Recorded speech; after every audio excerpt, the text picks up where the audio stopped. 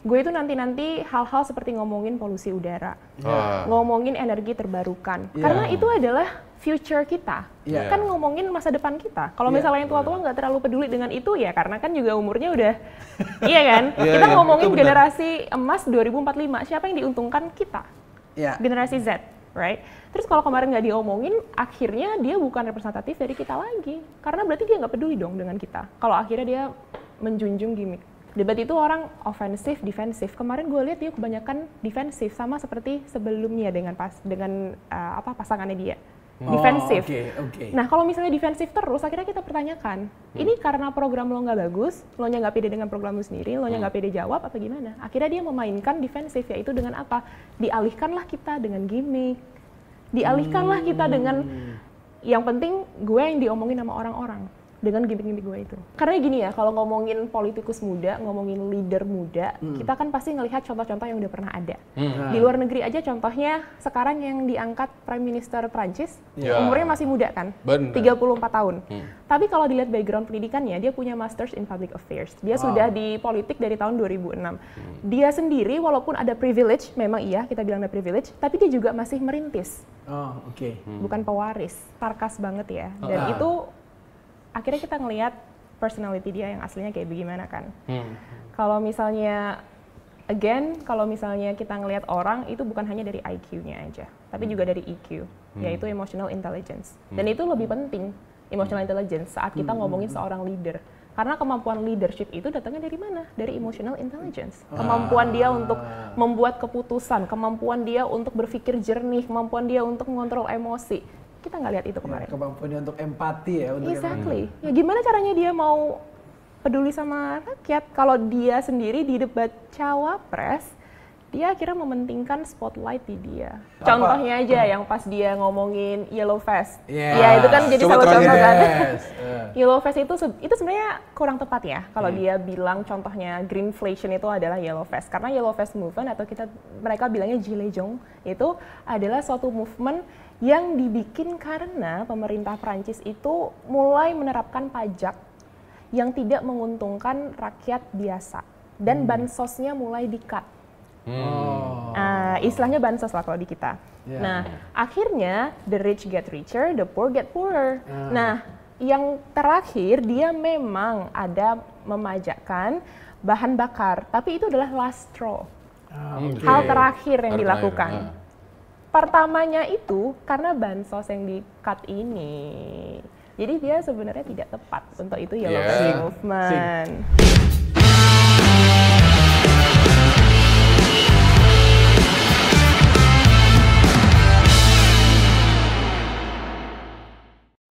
Sembako melimpah, harga murah. Lanjutkan. Bro, kedatangan siapa lagi nih kita nih? Anak muda, gue mau yang muda-muda aja dah. Muda-muda ya? Namanya siapa nih? Viera dari TPM. Tim Pemenangan Muda. Apa tuh? Tim Pemenangan Muda. Jadi khusus untuk generasi milenial dan Z. Ceritain dulu deh, gimana? Kalau yang di sana itu tuh di sebelah kan ada tim Fanta. Kita nggak mau kalah. Ada siapa dong? Ada TPM, Tim Pemenangan Muda. Coba jabarin. Oke, jadi kebetulan aku dari komunikasi politik, Direktorat Komunikasi Politik, dan kita tuh juga ada jubir-jubir muda. Lalu kita juga ada Direktorat Function dan Direktorat Special Case. Jadi isinya itu adalah anak-anak muda berprestasi. Dan background edukasi yang luar biasa. Jadi generasinya kamu generasi apa nih? Biar kita paham nih. Aku sendiri 25 tahun, jadi masih Z. Hitungannya. Nah sekarang gue mau tanya, dari sudut pandang lo nih, generasi Z, debat kemarin itu gimana sih? Gitu loh, karena kan ada yang kayaknya sih kalau menurut gue nih, yang generasi tua, ini sih nggak ada isinya, cuma gimmick aja. Kalau menurut lo gimana? Setuju. Itu juga kebanyakan gimmick, karena gini, kalau misalnya ngomongin anak muda, kan ada stereotip ya, anak muda itu nggak santun, kurang hormat lah, begini begitu. Jadinya kemarin itu akhirnya dia memainkan stereotip itu. Padahal kan tidak semua anak muda seperti itu. Kalau misalnya saya disamakan dengan dia, nggak mau. Karena saya masih respect dengan orang tua. I wouldn't do that. Kan? Apalagi di public area seperti itu. Jadi itu kita bicara karakternya dia? Exactly. Anak muda itu? Betul. Gimana menurut lo? Pertama, arah itu karakternya gimana sih kok? Kalau gua generasi yang lebih tua dari lo, gua ngeliatnya ini janggal aja kayak begini. Karena itu kan di panggung yang resmi, itu debat resmi, tidak sembarang orang bisa duduk di situ, berdiri di situ. Menurut lo gimana? Ya, dan yang kita pikir harusnya apa ya? Anak-anak muda itu, apakah itu memang buat anak muda, tapi ternyata anak muda kan nggak senang. Kamu tuh nggak senang, Viera juga nggak senang. Enggak, malahan ya kemarin itu jujur aja, gue itu nanti hal-hal seperti ngomongin polusi udara, ngomongin energi terbarukan, karena itu adalah future kita, kan ngomongin masa depan kita. Kalau misalnya yang tua-tua nggak terlalu peduli dengan itu ya, karena kan juga umurnya udah, iya kan? Kita ngomongin generasi emas 2045, siapa yang diuntungkan? Kita, generasi Z, right? Terus kalau kemarin nggak diomongin, akhirnya dia bukan representatif dari kita lagi, karena berarti dia nggak peduli dong dengan kita. Kalau akhirnya dia menjunjung gimmick. Apa yang kamu lihat karakternya dari si anak muda itulah? Kalau misalnya kita lihat kemarin, pertama full gimmick sampai begini-begini gitu kan. Akhirnya dia memainkan yang penting gue viral. Oh, ada yang bilang malahan, kalian, saya mencari etika yang hilang. Itu gimana tuh? Kalau dari sudut pandang lo ya, dari sudut pandang keilmuan lo deh, itu gimana sih? Karena kalau misalnya, kebetulan kan background aku di komunikasi politik ya, Masters juga political communication. Kalau misalnya kita ngomongin debat itu orang ofensif, defensif. Kemarin gue lihat dia kebanyakan defensif, sama seperti sebelumnya dengan pasangannya dia. Defensif. Nah kalau misalnya defensif terus, akhirnya kita pertanyakan, ini karena program lo nggak bagus, lo nya nggak pede dengan program lo sendiri, lo nya nggak pede jawab apa gimana? Akhirnya dia memainkan defensif, yaitu dengan apa? Dialihkanlah kita dengan gimmick, dialihkanlah kita dengan yang penting gue yang diomongin sama orang-orang dengan gimmick-gimmick gue itu. Oh, pantesan gue baca di Twitter ini kayak lihat debat apa lihat sirkus, banyak atraksinya di situ. Itu gimana menurut lo? Iya, akhirnya iya bener. Iya kan? Iya. Nah, kayak kita ngelihat ini akhirnya ngelihat feed TikTok kan daripada kita ngelihat debat cawapres. Bener, harusnya nggak seperti itu harusnya dong. Nggak seperti itu, harusnya ngejual visi misi, ngejual program. Harusnya adu gagasan. Apa yang kamu lihat? Memang karena ketidakmampuan orangnya, atau memang itu komunikasi politik? Karena awam nih buat kita nih, kita bicara dengan yang... Bener. Karena gini ya, kalau ngomongin politikus muda, ngomongin leader muda, kita kan pasti ngelihat contoh-contoh yang udah pernah ada. Di luar negeri aja contohnya, sekarang yang diangkat Prime Minister Prancis, umurnya masih muda kan? 34 tahun. Tapi kalau dilihat background pendidikannya, dia punya Masters in Public Affairs. Dia sudah di politik dari tahun 2006. Dia sendiri walaupun ada privilege, memang iya kita bilang ada privilege, tapi dia juga masih merintis. Bukan pewaris. Oke. Oh, itu harus digaris itu. Harus digaris. Perintis bukan pewaris. Waduh, keren. Nah iya, karena dengan semua ilmu, terutama ilmu politik, you have to start somewhere. Ada tour of duty-nya. Exactly. Iya, kalau misalnya saya aja tiba-tiba, walaupun nih kalau dari segi pendidikan, Masters in Political Communication, sekarang juga mau lanjut doctorate, right? Wow. Jadi kalau misalnya ngomongin pendidikan, mungkin saya mumpuni, tapi saya nggak punya pengalaman di politik, nggak akan mau melakukan itu. Berdebat gitu. Pun buat kamu itu sesuatu yang mengerikan. Iya. Apalagi lawannya Prof. Mahfud, profesor, iya kan? Kalau menurut lo, Fir, tindakan dia yang dia bilang katanya profesor, yang kayak gitu, terus Caimin dibegituin, itu dari sudut pandang keilmuan lo seperti apa? Iya, dia kan ini analisa lo ya? Sarkas banget ya, dan itu akhirnya kita ngelihat personality dia yang aslinya kayak bagaimana kan. Kalau misalnya, kalau misalnya kita ngelihat orang itu bukan hanya dari IQ-nya aja, tapi juga dari EQ, yaitu emotional intelligence. Dan itu lebih penting, emotional intelligence, saat kita ngomongin seorang leader. Karena kemampuan leadership itu datangnya dari mana? Dari emotional intelligence. Kemampuan dia untuk membuat keputusan, kemampuan dia untuk berpikir jernih, kemampuan dia untuk mengontrol emosi. Kita nggak lihat itu kemarin. Kemampuan dia untuk empati ya. Exactly. Ya gimana caranya dia mau peduli sama rakyat kalau dia sendiri di debat cawapres, dia akhirnya mementingkan spotlight di dia. Bro, ada temen lu tuh yang kesana kesini nggak jelas. Oh iya. Dia bilang katanya orang tua yang akhirnya dia juga dibully. Oh, siapa namanya tuh? Samara. Oh. Samara kan kamu baca? Iya. Baca. Iya, bagaimana tuh kalau dia bilang bahwa orang tua tuh maunya dihormatin, sebenarnya nggak? Sebenarnya gini ya, saat kita melakukan sesuatu, saat kita nunjuk orang aja, kan 4 jari ke kita. Jadi kalau misalnya kita mau di-respect sama orang, kita sendiri harus respectful. Oh, berarti dia itu biasanya kalau nunjuk orang langsung 5 begini. Mungkin ya. Supaya iya. atau 3. Biar nggak ada feedback ke dia. Atau 3 nih. Banyak kan? Iya, itu. Iya, jadi akhirnya banyak sih, kayak misalnya kita ngomongin, ya akhirnya balik ke stereotip tadi kan. Misalnya kalau orang tua tuh kita istilahnya anak muda nggak didengar karena kita dianggap nggak sopan, misalnya kayak gitu. Cara lu gimana? Kan komunikasi itu bukan hanya kata-kata, tapi how. Bahkan kembali ke Mehrabian's theory, 55% dari komunikasi kita itu nonverbal. Nonverbal dia tidak menunjukkan bahwa dia santun. Tapi yang gue khawatirin adalah, jangan-jangan kemarin itu dia berbuat seperti itu dalam komunikasi ke konstituennya dia. Wah. Nah, yang gue lebih tua dari lu kan, dan dia, gue nggak paham. Jangan-jangan seperti itu. Menurut lu gimana? Apa anak muda seperti itu? Mayoritas anak muda seperti itu. Makanya dia atraksi lah, apa ini gitu loh. Kebanyakan anak muda nggak kayak gitu. Kalau misalnya gue disamain sama orang yang tidak respect, disamain sama orang yang tidak bisa menempatkan dirinya, nggak mau. Karena I can do that gitu. Maksudnya kalau di forum resmi, ya tunjukkan dong kapabilitas dia, ya kan? Baik itu, kalau orang itu educated, kita bukan lihatnya dari hanya bagaimana dia bicara kan, tapi juga dari attitude-nya. Itu yang utama, tidak yang semua, penting. Iya, tidak semua orang tuh yang punya pendidikan tinggi, itu etikanya tinggi. Dan bahkan kalau ngomongin legal pun tidak semua yang legal itu ethical. Akhirnya etik itu menjadi pertanyaan yang benar sama yang enggak. Tapi sayangnya di negara kita soalnya ini di negara kita sudah dari biasa dari awal. Bukannya menurut Viera nih, masalah MK udah dilanggar apanya tuh?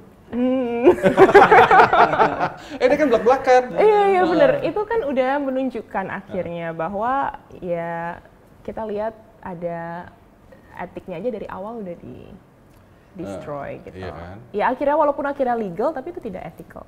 Bener.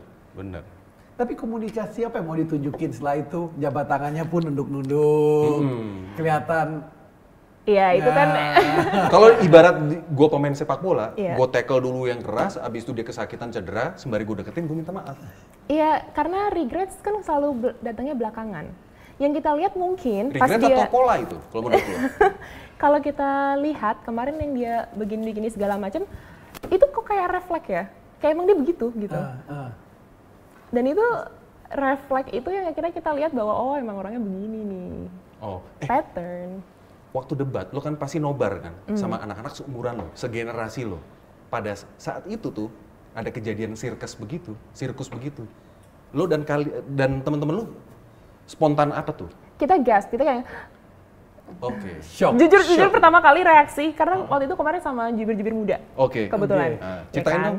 Iya, jadi ada diriku, ada jubir muda, terus ada teman dari media marketing juga. Terus pas itu terjadi kita yang gitu. Pertama nih reaksinya tuh pada diem kayak. Terus waktu Prof Mahfud bilang langsung yang kayak rugi dong, gitu kan? Kita akhirnya kita langsung applause karena akhirnya apa? Pas dia bilang bahwa itu receh.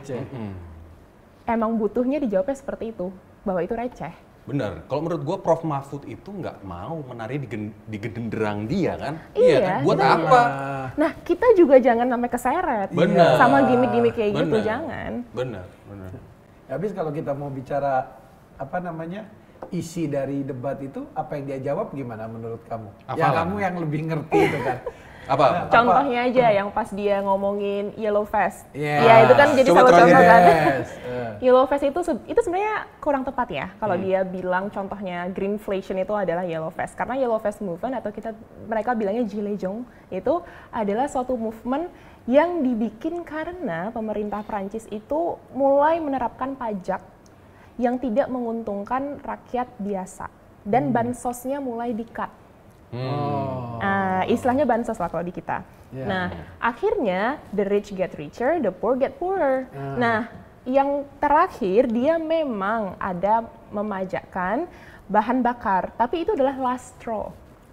Hal terakhir yang dilakukan.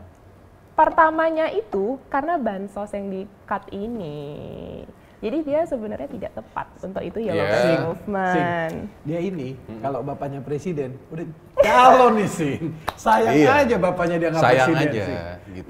Iya Sing. Enggak, masih mau digolongkan kaum perintis bukan pewaris. Wah, itu keren tuh emang. Ada lagi nggak yang apa substansi yang gitu? Kayaknya ini keliru nih. Lu kan harus pick up dong. Generasi lu sama kan? Lu umurnya berapa? 25. Noh, itu dia kan. Z jadinya. Generasi Z. Nah, kasih walaupun edukasi dong. Z-nya Z ini ya, lebih old soul kayaknya. Mau masuk ke milenial ya. Iya, perbatasan gitu. Kalau kemarin kita lihat sebenarnya ada momen yang selain ke Prof. Mahfud, ada juga ke Caimin yang tentang botol plastik. Itu menurut gue unethical sih. Kayak bilang orang, itu masih botol plastik. Gitu. Buat apa di panggung cawapres gitu. Kalau misalnya tadi yang ngomongin ini kan, ngomongin apa yang dia lakukan gitu. Terus akhirnya dijawab kan bahwa yang penting bukan catatan MK. Oh itu diselepet lagi ya sama Caimin itu. Iya. Nah itu adalah menurutku ya momen-momen yang dia akhirnya kita bisa lihat bahwa memang dia memainkan gimmick untuk cawapres. Karena that kind of thing ya nggak usah di-mention. Nah, menurut Viera, tepat nggak tuh pendapat netizen yang mayoritas malah nganggap perilaku seperti itu tuh negatif loh? Iya, sentimen negatifnya kan sangat tinggi. Tinggi loh itu. Iya, sangat tinggi. Itu tepat dong? Tepat dong. Nah, kan songong dan cringe. Tengil, cringe-nya itu. Iya, sangat cringe. Karena kita sendiri yang muda kayak yang gitu. Jujur aja, reaksi pertamanya adalah Tapi kalau dia nggak jawab Pak Mahfud punya pertanyaan yang sederhana bahwa misalnya import yang menaik segala macam, itu bagian dari gimmick atau memang dia nggak bisa jawab sih? Itu kan pertanyaan sederhana banget kan, padahal bahwa ini masih import lo beras lo, ini masih import iya. banyak. Karena dia nggak dijawab. Nggak dijawab, memang nggak bisa sepertinya. Jadi itu bukannya. Akhirnya dia belum ada feeding dari belakang. Bukan. Kan kita kalau misalnya ngomongin strategi di komunikasi politik itu kemarin juga belajar bagaimana kita membangun speech, membangun political image, ya kan? Nah, kalau misalnya kita punya kandidat politik yang dia kurang capable, tapi dia naik, lo jadi timnya harus ngapain? Nah, akhirnya kita membuat substansi publicity is publicity. Itu bagus atau enggak urusan belakang. Tapi publicity is publicity. Ya, itu yang dilakukan itu yang terjadi. Itu yang terjadi. Jadi sebenarnya itu berarti bukan gimmick ya, itu memang kemampuannya cuma di situ dah gitu kan. Kira-kira begitulah. Humble opinion. Seperti itu ya, tindakannya itu ya. Bener. Karena kan kalau kita di debat kayak gitu kan biasanya orang ada pressure-nya ya. Iya, pasti. Nah, kalau ke pressure biasanya keluar tuh personality-nya. Ya itu makanya gemoy rusak karena pada dua-duanya ke pressure, tidak bisa menunjukkan gemoy lagi kan? Ya alhamdulillah sih. Akhirnya kan emang topeng gemoynya awalnya udah kebuka tuh. Udah jarang-jarang kan mereka kan sekarang kan. Memang tujuan panggung debat itu kan sebenarnya kita mau lihat karakter kan. Karakternya seperti itu. Iya benar. Karena dari kemarin gemoy segala macam itu kan branding timnya. Iya. Branding timnya yang berhasil untuk dia menaikkan notion bahwa ini nih dia sekarang udah beda loh, udah yang fun, udah yang menarik anak-anak muda. Tapi anak-anak muda pada banyak yang kritis. Ya oke, lucu, tapi abis itu lo mau ngapain kalau jadi presiden? Nggak gitu amat gitu kan? Iya, kayak yang ya nggak semua anak muda main TikTok, joget-joget. Ada yang di TikTok itu ngejelasin tentang isu. Ada yang ngejelasin tentang news terkini, ngebedah suatu topik, ada juga gitu. Jadi nggak semua dari kita joget-joget begini-begini. Ini misalkan, kalau lo dikasih waktu untuk ketemu si atraktor itu, lo kasih saran ke dia apa sih gitu loh? Oh gini, jadi ini apa komunikasi politik? Sesuai dengan siapa tahu kalau bisa lebih mahal nih. Yang penting kita ada uang denger ya kita di sini ya. Lo bisikin apa ke dia tuh supaya nggak begitu lagi tuh? Kalau menurut gue blunder lo itu. Iya benar. Learn more. Belajar lagi. Ya susah lah ini. Belajar lagi. Karena apa? Karena kalau misalnya kita lihat orang kan selalu dari track record juga ya. Kalau misalnya dia pengalamannya kurang, biasanya edukasinya sangat mumpuni. Oke. Terus kita lihat dia lulusan dari mana. Maksudnya sama-sama, sorry to say, tapi gue juga dari luar negeri kan. Mastersnya juga di UK. Kalau perbandingan universitas juga jauh gitu rankingnya. Dari situ aja, maksudnya masa nanti rakyatnya jauh lebih capable daripada dia? Ya learn more, belajar lagi. Gue bakal bilang. Baik itu dari segi public speaking, dari segi attitude, dari segi branding, dari segi ilmu, dari segi wawasan. Makanya mungkin waktunya buat belajar kepepet sama jadwal debat. Belajar. Iya. Learning by doing. Kilat ya. Kalau kita nggak pernah belajar buat ujian, tiba-tiba 2 minggu suruh belajar kan setengah mati. Akhirnya summary doang yang dibaca kayaknya. Makanya pas ditanya details, Prof bawa data pula, langsung, iya kan bisa dilihat kemarin. Iya makanya. Langsung keluarin gimmick gitu. Iya langsung gimmick. Itu kayaknya udah SOP-nya begitu tuh dari yang feeding iya kan. Nah, kayaknya sama kan polanya, bener. sama capresnya. Bener. Pas langsung diserang, masa di ini, langsung yang keluar omon-omon. Bener, padahal Mas Ganjar itu ngomongnya data semua. Exactly. Nah sementara yang diajak ngomong itu adalah sedang menjabat sebagai Menteri Pertahanan. Iya kan? Tapi semuanya nggak keluar itu, malah diajak ngopi. Lo mau data, ayo ngopi sama gue dulu situ lo. Lo kan bukan itu. Standarnya sama, pokoknya data lu salah. Kalau yang itu. Jangan jawaban lu nggak benar gitu kan. Buat apa ada debat kalau nanti misalnya dia akhirnya diskusi berdua doang? Kan yang butuh tahu tuh rakyat. Debat itu untuk rakyat. Buat kita tahu. Iya benar kan. Tapi kalau dari bahasa verbalnya, apa yang kamu lihat tuh? Menarik ini nih soalnya nih. Iya, karena kalau misalnya ngomongin komunikasi kan ada verbal, ada non-verbal gitu kan. Kalau misalnya orang nih, verbalnya bagus, kita akan lihat, tapi gini, 70% komunikasi itu non-verbal. Gerak-gerik, mata, tindakan yang dia lakukan, karena badan kita ini penuh dengan nerves yang sebenarnya nggak bisa untuk bohong. Pasti ada ketahuan nih. Jadi kayak kita tuh kadang-kadang tuh pas mau bohong, badan kita sendiri tuh nolak. Jadi kalau misalnya kita ngelihat ada orang yang misalnya dia melakukan manuver-manuver gerakan, itu karena badannya tuh udah nolak mau bohong.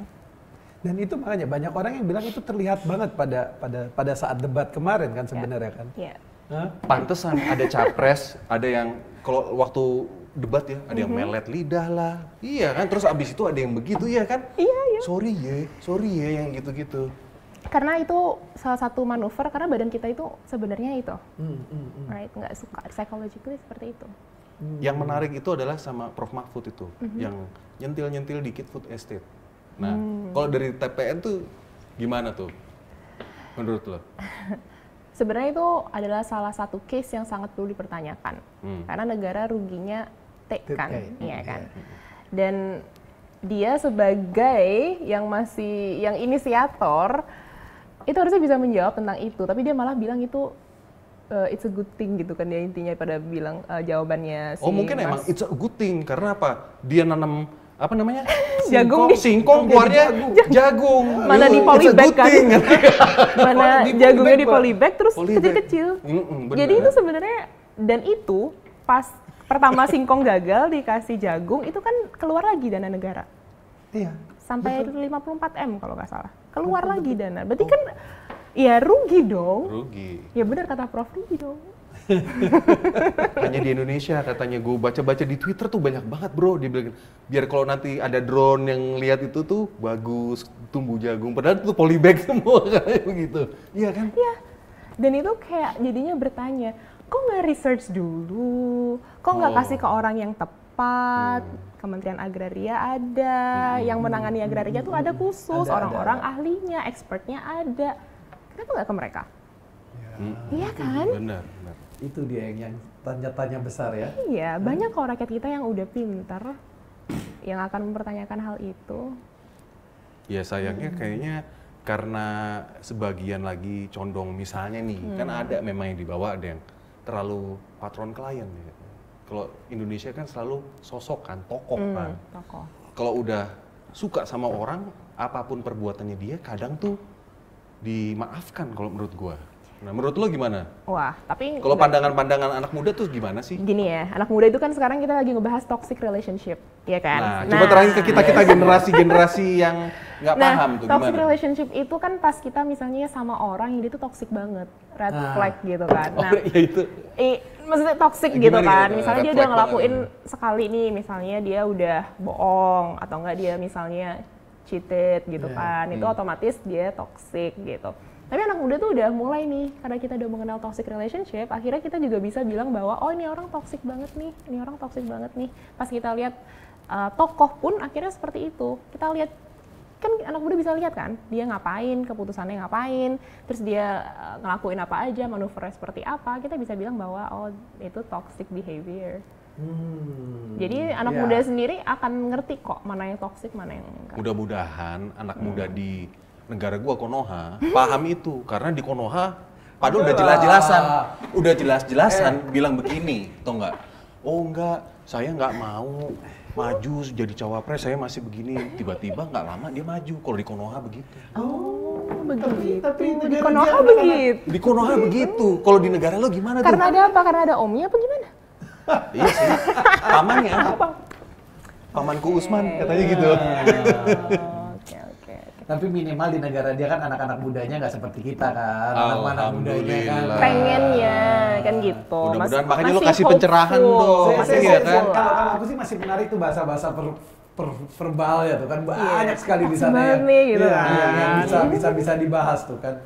Iya, jadi kayak pas kita ngelihat misalnya ada berita naik gitu, ada orang yang tokoh gitu kan, terus dia tiba-tiba bohong, kan kita di internet bisa lihat tuh sebelumnya dia ngomong apa, kita bandingin, kita bisa komen, ini orang toksik banget sih. Wah ada loh, ya temen kan? Gua masih muda tuh, deklarasi, terus grup lari kalau nggak salah deh. Oke.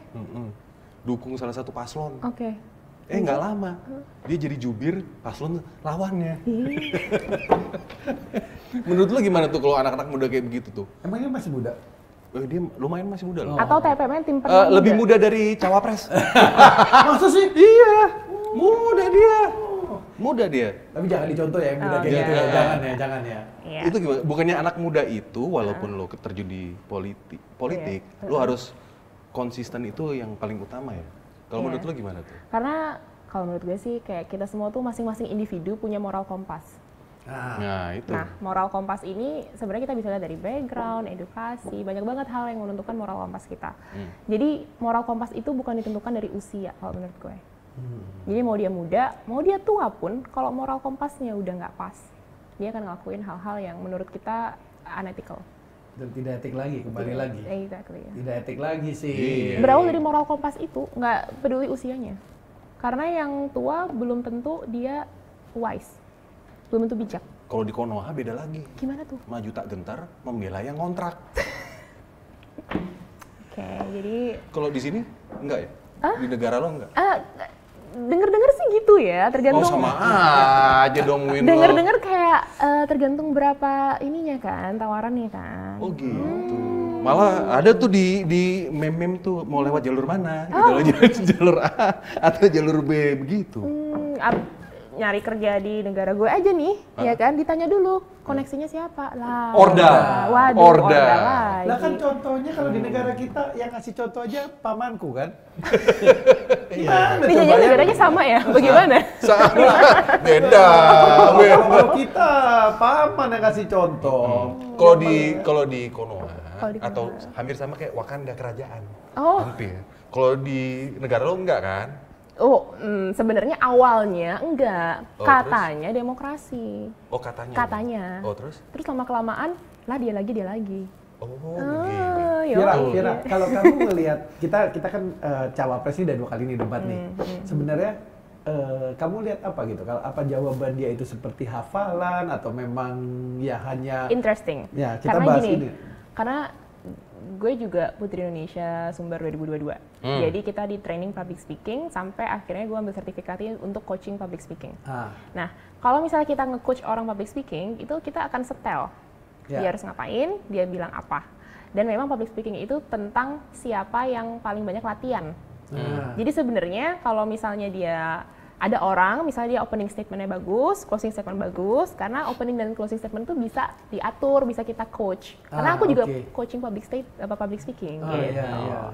Yang perlu dilihat dari public speaking itu adalah saat dia Q&A. Jawabnya gimana? Karena again pressure, saat ada pressure, akhirnya yang keluar bukan hanya segi dari kepintaran dia, intelligence, tapi juga emotional. Itu yang gue tunggu-tunggu, Q&A, karena kan sesama paslon ya kan, nggak bisa lo hafalan lagi lo, dari lo nggak bisa di feeding lagi sama tim lo, makanya kalau kita bilang debat putaran pertama kan itu banyak pertanyaan sebenarnya apa yang ditanya, seperti ingat nggak waktu Pak Mahfud tanya 23% itu dari mana, itu juga nggak dijawab kan, pokoknya dia bercerita bahwa kebun binatang dan segala macam yang kok kita ngeliatnya kayaknya hafalan, pokoknya kalau lu ada tanya pajak lu jawabnya kebun binatang deh. Itu saya tangkap loh. Itu malah unprepared kayaknya tentang pertanyaan itu. Karena yang kebun binatang itu nggak nyambung. Ya memang, dan kan kemarin lo kejadian main lagi TikTok kan. Main TikTok, iya itu dong, ada tuh kontennya kebun binatang semuanya tuh, ya kan? Dan itu kan terulang di kemarin di debat kedua kan sebenarnya ditanya apa, makanya itu jawabannya ada yang sama loh. Makanya gue bilang itu Pak hafalan tuh. Makanya yang tadi yang gue pikir nih ya, bahwa pada saat Pak Mahfud tanya ini dan ditanya dan Pak Mahfud sudah jawab, walaupun jawaban Pak Mahfud mungkin ya sekitar 50% atau 60% benar gitu. Tapi kan dia bilang nggak ketemu tuh jawabannya tuh. Kayaknya itu hafalan bahwa setiap nggak ketemu, abis nggak ketemu, lu cerita deh. Ya, demo polanya. Iya kan polanya. Pola seperti itu. Itu setuju kalau bahwa memang kelihatan bahwa bisa dibuat seperti itu. Iya, karena di political communication tuh kita belajar juga cara gimana? Terangin deh, terangin gimana tuh? Cara ngelesnya ada tanda kutip ya? Cara ngeles, karena akhirnya bukan ngeles sih, maksudnya kan. Terus apa? Kita bisa bilang itu manuver. Oh, ya, halusnya gitu sih. Manuver. Manuver kemana juga ya. Terus? Cuman jadi tuh gini kan, karena aku kebetulan sekolah di UK juga kan, waktu itu kan Theresa May, dia sempat viral yang dia begini-begini, dan dia kan kaku banget tuh speech-nya. Nah itu kita kritisi tuh, kok bisa sih kayak gini? Nah kita bilang bahwa setiap seorang politisi itu public speaking, dia itu akan ada benar pola, lalu ada jawaban, beberapa jawaban yang kalau misalnya pertanyaan yang nggak bisa jawab aja itu. Contohnya konsep whataboutism. Pernah dengar? Jadi whataboutism kan. Jadi kalau misalnya urutan itu ya. Nah, kalau misalnya nggak bisa jawab, bilang aja what about this? Gimana dengan yang lu lakuin? Gimana kalau yang tentang ini? Kan lu juga salah. Akhirnya orang balik ke dia gitu, bukan ke si dia lagi, si politisi ini lagi. Jadi sebenarnya emang ada pattern-pattern itu yang kita udah, kalau political communication tuh udah buat. Tapi kamu orang berarti bisa lihat itu ya sebenarnya, kelihatan. Dia malah lebih bisa membedah daripada kita kan, dia ini polanya begini, gitu. Nah ini kayaknya udah pernah diterangin sama my lecture deh dulu. Iya kan, ternyata kejadian kan gitu ya. Menarik nih gitu. Nah berarti menurut lo nih, ini blessing in the sky dong, iya kan? Dengan dia melakukan seperti ini, jadi kan orang-orang yang awam itu jadi tahu kan sebetulnya kan kualitas dan ininya kan seperti itu. Menurut lo gimana? Karena strategi-strategi tadi, kita juga harus ingat bahwa tergantung kemampuan si politisi ini melakukan itu. Sebagus apapun strateginya, kalau dia memang belum capable, itu nggak akan bisa tereksekusi. Ya, itu kan tujuan debat kan. Kalau nih, lo sebagai dosennya dia kan lagi musim kasih angka nih, ya kan? Dari 1 sampai 10, menurut Viera berapa itu penampilannya dia? Wah. 11 tertinggi 100. Berapa? Harus angka nih. Ya, nggak usah deh. Terserah lo, nggak usah angka. GPA lah, sekarang lagi nge-trend ada Udah lihat GPA. belum? Hah? Udah lihat belum di Twitter? Itu. Belum, makanya terangin ke kita. Iya, jadi ada di Twitter, sudah viral sekarang, ya kan? Iya, itu adalah berita yang dilansirkan oleh, kalau nggak salah nih ya, kalau nggak salah online news, dan itu sudah terkonfirmasi menurut dia kabar bahwa GPA sebelah itu 2,3. Yang penting lulus. Setara IPK 2,3. Nah, ini tapi allegedly ya, teman-teman, allegedly gitu. Kalau ngomong IPK 2,3 itu masuk universitas saya di UK aja nggak bisa. Nggak masuk gitu. Karena minimum GPA-nya 3,2 untuk bisa daftar doang nih. Nah ini daftarnya langsung cawapres. Ya kan ada pamanku. Nah, menurut lo nih, seharusnya, ya kan, seharusnya anak muda, ya kan, setelah udah dibeberin kayak begini, logikanya kalau menurut gua ini sebagai orang tua, enggak lah, jangan ini kan masih banyak yang lain, apalagi paslon nomor 3, iya kan, ditaruh di mana aja, jadi itu barang. Menurut lo gimana? Iya, harusnya memang seperti itu. Harusnya kita akhirnya ngelihat kemampuan leader itu bukan hanya dari sosmednya aja, tapi maksudnya dari yang dia lakuin selama ini tuh apa sih? Bukan hanya dari IG-nya dia atau dari TikTok-nya dia. Kalau kita ngeliat dari IG dan TikTok-nya, jangankan sekelas dia deh, sekelas influencer aja, itu udah ada admin-adminnya. Apalagi sekelas dia. Jadi kita ngeliat orang jangan dari sosmednya aja. Lihat dong dari gimana dia interaksi dengan rakyat, lihat dong dengan belusukannya. Oke, kalau gitu kita bahas deh. Yang sekarang Pak Mahfud dan Pak Ganjar, menurut kamu selama debat dari bahasa politik dan bahasa verbal yang kamu lihat itu ya gimana dari komunikasi politik kamu? Apa yang menarik di highlight? Yang menarik di highlight pertama prepared dari data. Itu kan penting. Dan yang aku lihat goals-nya itu adalah memang untuk adu gagasan. Goals-nya itu adalah emang untuk rakyat ini loh yang saya tawarkan, apalagi pas dia ngomongin yang sebelumnya 21 program unggulan misalnya. Ini loh yang saya tawarkan, ini loh gagasan saya. Biar ada kontras ya. Iya, jadi kan? Dia memang karena background-nya akademik juga ya. Jadi dia memang ada, yang aku lihat adalah dia goals-nya untuk mengedukasi rakyat tentang gagasan dia. And that's what we need, itu yang kita perlukan. Itu yang diperlukan. Jual memang. gagasan. Benar. Bukan jual gimmick. Iya. Dan plus dia berikan contoh-contoh apa yang sudah dia lakukan. Iya, benar. Rekam jejak kan. Rekam jejak, makanya di situ kan terlihat kan. Pak Ganjar bilang pas dia jadi gubernur Jateng, Prof Mahfud pas dia ketua MK. Betul, yang dia tentang tanah, adat yang dia bilang seperti itu. Jadi kan ya perbandingannya jauh lah.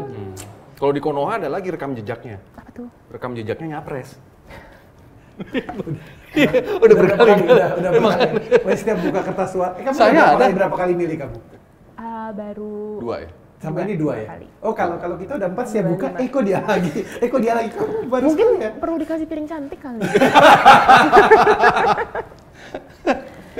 Iya kan. Nah, kalau gue pengen tahu loh programnya si TPM ya. Itu apa sih? Selama kampanye ini terangin ke kita dong. Gitu loh. Oke, jadi kita juga. Yang gue nggak tahu, yang Erwin juga nggak tahu apa? Nah, tim pemenangan muda ini kan kalau misalnya kita bilang anak muda, konotasinya tuh gambarannya kalau kita tinggal di sini kan yang anak-anak nongkrong di kafe, di Jaksel gitu kan. Nah, itu nggak sebatas itu anak muda. Anak muda juga termasuk petani muda, termasuk buruh muda, termasuk nelayan muda. Jadi teman-teman juga ikut belusukan ke daerah-daerah dan ngobrol sama teman-teman anak muda milenial Z yang mereka sudah harus bekerja di industri-industri seperti itu. Jadi kita ngobrol, kita menampung aspirasi mereka juga, lalu kita komunikasikan lewat cara kita, termasuk juga sampaikan ke Pak Ganjar Mahfud. Apa yang kalian komunikasikan nih sebagai TPM? Yang misalnya nih ke petani muda apa? Karena di seberang juga udah woro-woro di TV bahwa ayo petani zaman sekarang tuh harus kayak di Jerman dong, ya kan? Pagi nyangkul, malamnya ke disco. Nah, kalau yang di TPM itu apa programnya? Itu nggak realistis, karena pas kita lihat, karena memang TPM itu benar-benar terjun ke lapangan ya. Benar-benar ngobrol sama petani muda, mereka ke Kota Batu, ketemu petani muda di sana, dan mereka bilang bahwa bahkan sekarang anak-anak muda di sana, 50%-nya udah nggak mau lagi jadi petani. Jadi kenapa? Karena kebanyakan yang jadi petani itu adalah buruh tani, bukan pengusaha tani. Nah, pengusaha tani ini adalah kunci untuk anak-anak muda mau menjadi petani. Iya kan, otomatis income mereka, otomatis mereka punya tanah misalnya, hak milik yang mereka cangkul sendiri. Jadi yang diomongin pas di debat itu nggak realistis, karena di lapangan yang mereka butuhkan itu adalah untuk bagaimana mereka bisa jadi pengusaha tani. Ini yang nggak realistis ini yang itu tuh. yang itu dong. Yang ngomongin drone. Nah gimana drone, ya kan? Pendapatan aja mereka istilahnya ngos-ngosan tentang. Beli drone dari mana ya? Makanya. Ya biar buat keren-kerenan aja sebetulnya kan. Biar orang yang nggak tahu kan, oh dia bisa gini. Tempat disinggung juga kan sama Prof Mahfud mengenai pupuk. Benar, pupuk. Iya, ini kayak hal-hal yang seperti itu yang lebih realistis, yang emang petani muda itu rasakan. Tapi in the end gitu kan, kamu kan saya yakin kamu waktu kuliah juga belajar apa yang namanya debat itu seperti apa, dan kamu udah ada apa namanya praktek debat, dan in the end debat kemarin apa yang kamu lihat secara keseluruhan? Sebenarnya bukan hanya aku yang lihat ya, tapi juga seluruh rakyat Indonesia. Buktinya aja sentimen negatif banyak sekali di sebelah. Maksudnya Erwin itu go menukik, go pertajam. Oke. Yang dilihat itu di generasi lo deh, Okay. generasi lo itu gimana? Iya, kita akhirnya ngelihat bahwa akhirnya pertanyaannya kan semua pada bilang kayak ini apa generasi muda begini semua ya kelakuannya.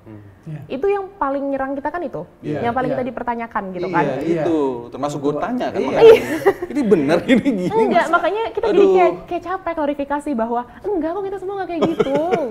Oke. Iya, akhirnya kan keluar kayak yang banyak banget konten-konten yang bilang kalau kalau generasi X kalau kerja begini, kalau milenial kalau kerja begini, kalau Z kalau kerja disuruhnya nggak mau misalnya gitu. Saya percaya loh itu loh. Aku masih Z gitu, dan I work, dan maksudnya leader juga.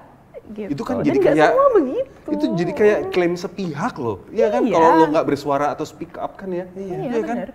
Banyak kok anak muda Z yang bisa berpikir kritis, yang bisa tahu mana benar mana enggak.